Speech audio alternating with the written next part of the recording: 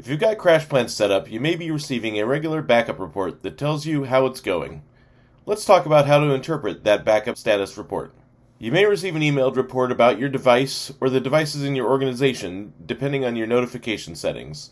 In that report, you'll find the status of the backup for each device in your organization. It shows you the username, device name, target destination, amount of data selected, amount of files selected, percentage of your file selection which has been backed up, time since the backup was last completed, and time since the last backup activity occurred.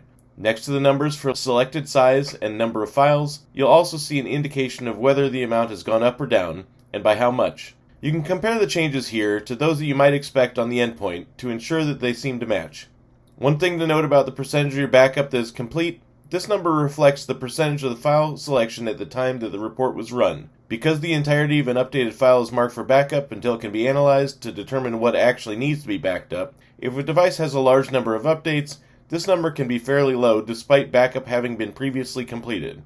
It is useful to use this information alongside backup activity and completion time to determine backup health.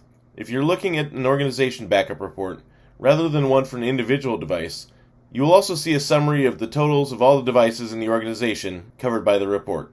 Generally, what you'll want to look for is whether the backup has completed recently, and whether there has been any recent backup activity. If there's no recent activity, but you know there should be new data to be backed up, then something is not working as expected. Having a recent completed date is a good indicator that your backup is working. Not having one doesn't mean it isn't working. In many cases, there are a small number of files that CrashPlan cannot access in a given file selection. It will continue to try to back these up, but much of the time they are files that are held open by the software that uses them, and they cannot ever be successfully backed up. This will keep the backup from reaching 100%, so the last completed date will not iterate. This doesn't mean your backup isn't otherwise working, but you may want to look into what isn't backing up. You now know what is contained in the backup status report and have some idea of how to interpret the data you are given. If you're seeing an issue with your backups completing, please don't hesitate to reach out to our support team. We're always happy to help.